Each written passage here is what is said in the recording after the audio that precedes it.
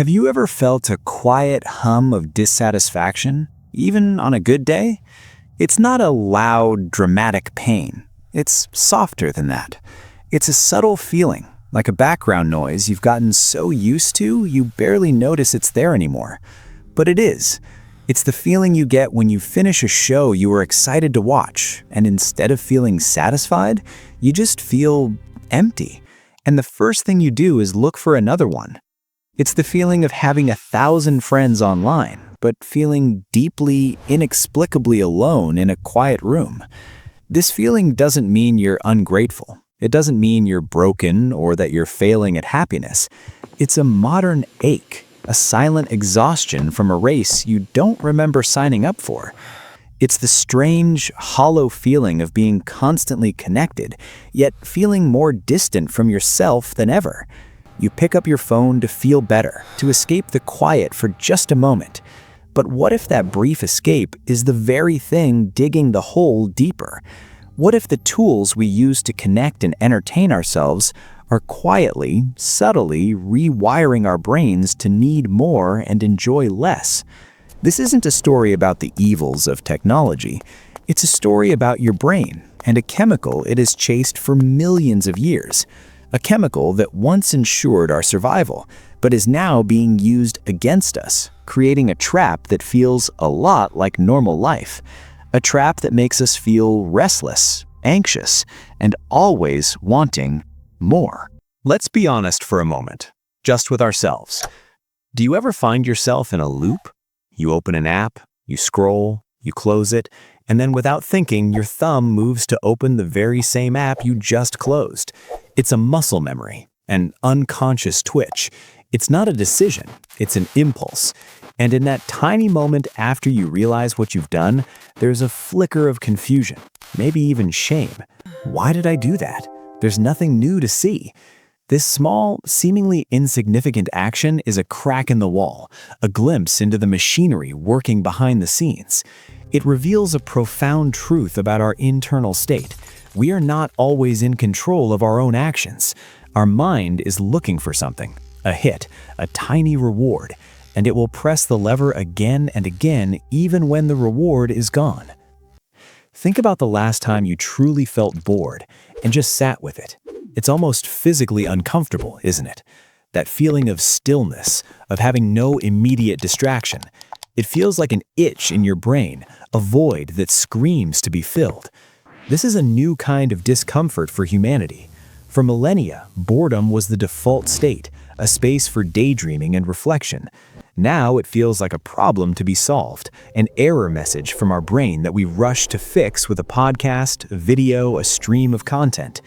We have forgotten how to simply be with ourselves because the silence feels too loud, too empty.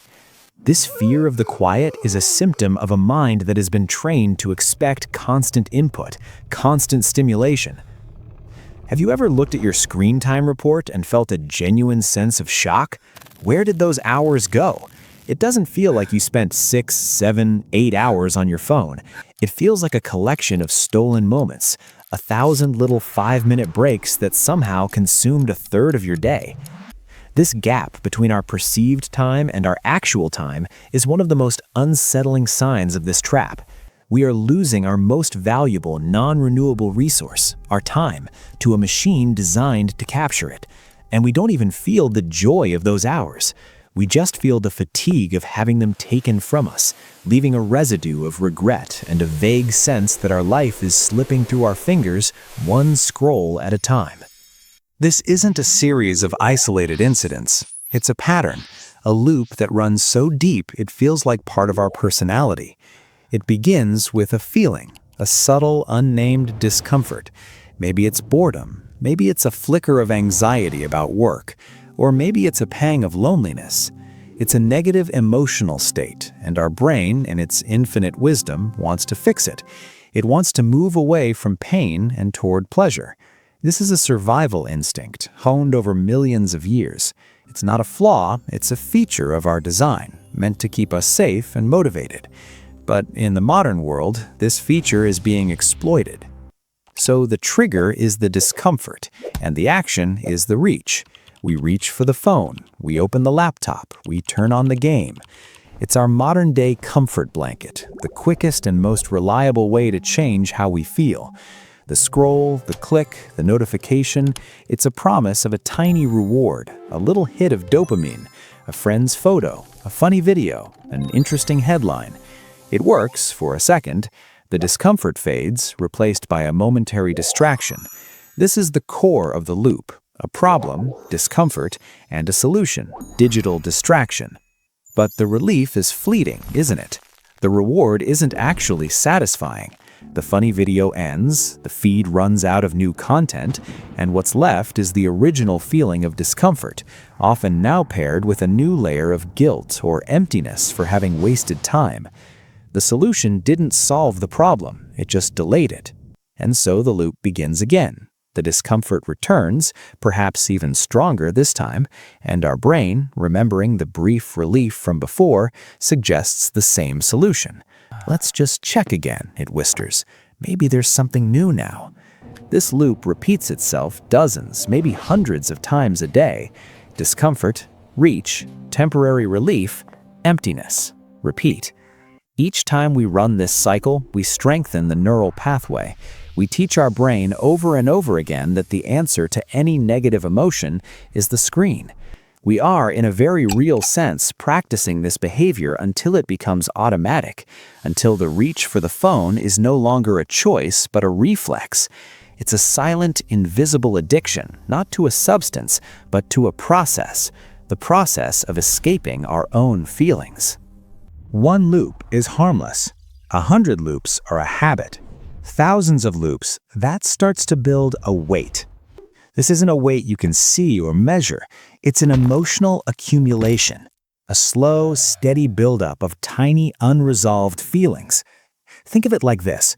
Every time you use a distraction to avoid feeling lonely, you don't actually solve the loneliness. You just press pause on it. The feeling is still there, waiting for you. And when you do it again, another layer of paused loneliness is added on top. Over years, this creates a heavy, dense core of unprocessed emotion inside of you. It's why you can sometimes feel a sudden, overwhelming wave of sadness or anxiety for no apparent reason. It's not new emotion. It's the old, accumulated emotion finally breaking through the dam of distraction. This accumulated weight changes how we see the world. It drains our baseline level of happiness. It makes simple pleasures feel less pleasant. A walk in the park, a good conversation, reading a book. These things offer a gentle, natural release of dopamine. They're subtle and slow. But our brain, now accustomed to the instant, high-intensity rush from the digital world, finds these natural pleasures unsatisfying. It's like eating a meal of plain, healthy food after a week of only eating sugary candy.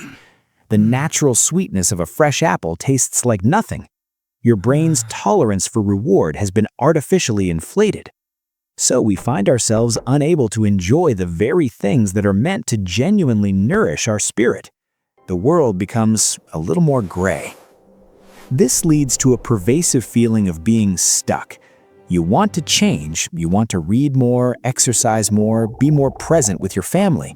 You know what you should do, but the motivation isn't there.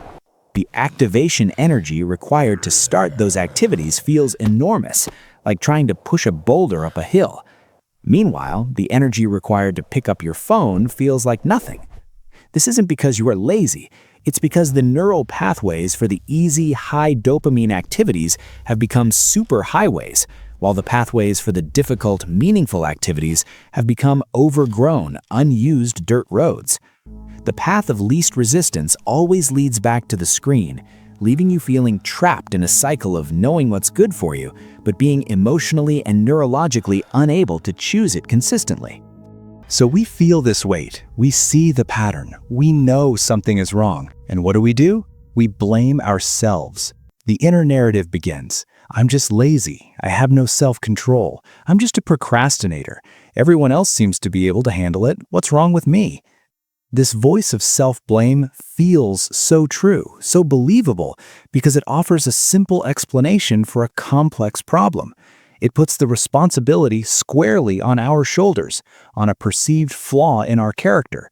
We see it as a moral failing. We believe that if we just had more willpower, if we were just stronger or more disciplined, we could break free. This narrative is incredibly powerful because it feels like we are taking control, when in reality, we are just attacking ourselves. This self-blame is not only incorrect, it's counterproductive. It adds a layer of shame and guilt to the already existing discomfort. Remember the start of the loop? It begins with a negative feeling. Well, shame is a very powerful negative feeling. So when we feel ashamed of our lack of focus, that very shame becomes another trigger, pushing us to seek distraction to escape the feeling of being a failure. We scroll to forget that we feel bad about scrolling so much. It's a perfect self-fueling trap. The more we blame ourselves, the more we need the escape that we blame ourselves for needing. This narrative of personal failure is also believable because it's invisible to everyone else. No one can see the internal battle you fight every time you try to focus on a task. No one can feel the magnetic pull your phone exerts on your attention. From the outside, it just looks like you're staring at a screen. This isolation reinforces the idea that it's a you problem. You see others seemingly being productive and happy, and you compare your internal struggle to their external highlight reel, concluding that you are the one who is uniquely broken. But you are not seeing their own invisible battles. You are not alone in this feeling. This struggle is one of the defining, unspoken challenges of our generation. The truth is, your willpower was never meant to fight this battle. You are not fighting against your own laziness. You are fighting against a supercomputer in your pocket, engineered by thousands of the brightest minds in the world, whose entire job is to figure out how to capture and hold your attention. You are fighting against an algorithm that knows you better than you know yourself. It knows when you're feeling sad or bored or lonely, and it knows exactly what to show you to keep you hooked for just one more minute. This is not a fair fight. Blaming your willpower for losing this fight is like blaming your fist for losing a fight against a tank. The enemy is not a lack of discipline within you. The enemy is the system you are plugged into. So if it's not a moral failing, what is it? What is actually happening inside our brains? The answer lies with a single misunderstood neurotransmitter: dopamine. Now, you've probably heard of dopamine. It's often called the pleasure molecule, but that's not quite right, and this misunderstanding is at the heart of the trap. Dopamine is not about pleasure, it's about anticipation. It's the wanting molecule. Its primary job is to make you seek, to make you search, to motivate you to go out and find things that will ensure your survival, like food, water, and social connection. It's the chemical that made our ancestors walk over the next hill, curious about what they might find. It's the engine of desire. Let's use a metaphor. Imagine your brain has a little character inside it, a mailman. This mailman's only job is to deliver letters of motivation. When you do something that your brain thinks is good for survival, like eating a sweet fruit, it releases a little bit of dopamine, and the mailman delivers a letter that says, "That was good, do it again." This creates a memory. Sweet fruit equals good. The next time you're hungry, the mailman is already at the door, handing you letters that say, "Go find that fruit. Remember how good it was? Go get it." It's the wanting to get the fruit, not the pleasure of eating it, that is dopamine's main job. Now think about the modern world. Your phone, with its infinite scroll and endless notifications, is like a magic mailbox. Every time you pull to refresh or see a red notification bubble, it's a gamble. You don't know what you'll get. It might be an important email. It might be a like from someone you admire. It might be a boring ad. This unpredictability is key. This is called a variable reward schedule, and it is the most powerful way to hook a brain. Because you might get a reward, the mailman goes crazy. He starts delivering letters constantly. Check it now, this could be the one. He is filling your brain with the motivation, the wanting to check. The problem is, the rewards are tiny and unsatisfying. A like is not the same as a real hug. A funny video is not the same as a real laugh with a friend. But the anticipation system, the mailman, doesn't care. He's just doing his job, motivating you to seek. Over time, with thousands of these tiny, unpredictable rewards, your brain gets flooded with wanting signals. The mailman is overworked, constantly delivering letters, and your brain starts to believe that the most important survival activity in the world is checking your phone. Your dopamine system has been hijacked, trained to want something that will never truly satisfy you, leaving you in a permanent state of seeking without ever finding fulfillment. So, let's take a breath here. Just allow that information to settle. Your brain is not broken. Your character is not flawed. You are not lazy or undisciplined. You are a human being with a perfectly normal, ancient brain that is trying to operate in a completely abnormal, modern environment. An environment that was specifically designed to exploit its natural wiring. Can you feel that? It's a subtle shift. The release of a weight you might not have even realized you were carrying. The weight of self-blame.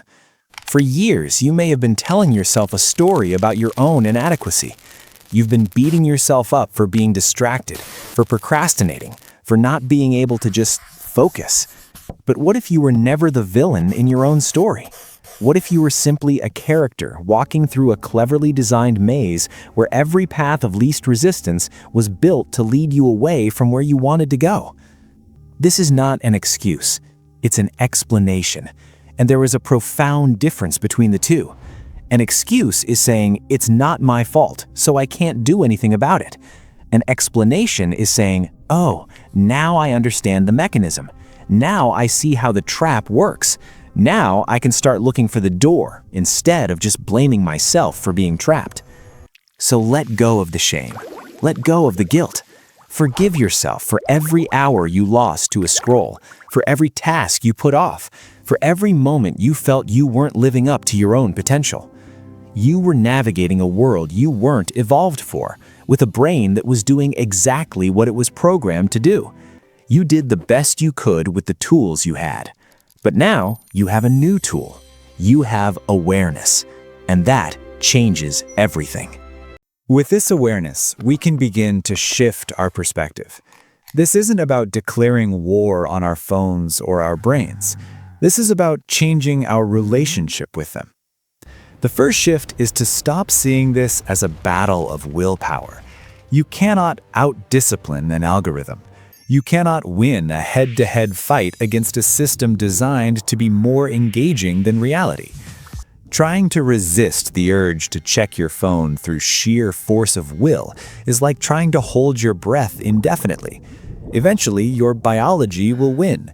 The urge will become overwhelming. You'll give in, and then the cycle of shame will start all over again. So we are not going to fight. We are going to be strategic. We are going to become architects of our environment, not just soldiers within it. The second shift is to reframe your identity. You are not a distracted person. You are a person whose attention is being actively hunted. There's a difference. One identity is a judgment of your character. The other is an observation of your circumstances. When you believe you are a distracted person, you act accordingly. You accept distraction as a part of who you are. But when you see yourself as a person whose focus is under threat, you can start to take steps to protect it. It becomes an act of self-preservation, not self-improvement. You are not fixing a flaw, you are defending a valuable asset, your conscious attention. This leads to the most important shift, from passive consumer to conscious designer. Right now, your digital environment is likely designed by default. The notifications are on, the apps are on your home screen, the feeds are infinite. It's designed to pull you in. We need to consciously redesign it to serve our own goals, not the goals of tech companies. This isn't about restriction, it's about intention. It's about asking a simple question for every app, every notification, every subscription. Does this truly serve my well-being, or does it just feed the loop?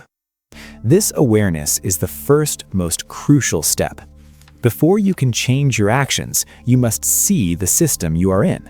You have to see the mailman in your brain delivering his letters of anticipation. You have to see the magic mailbox in your hand offering its endless, unpredictable rewards. You have to see the invisible loops you run every day. Don't rush to do anything just yet. For now, just watch. Observe your own behavior without judgment. Notice the triggers. Notice the reach. Notice the feeling afterward. This act of quiet, compassionate observation is the beginning of reclaiming your mind. It's turning the light on in the room so you can finally see the layout of the maze. So, how do we begin to walk out of the maze? Not with a sprint, but with a gentle, deliberate change of direction.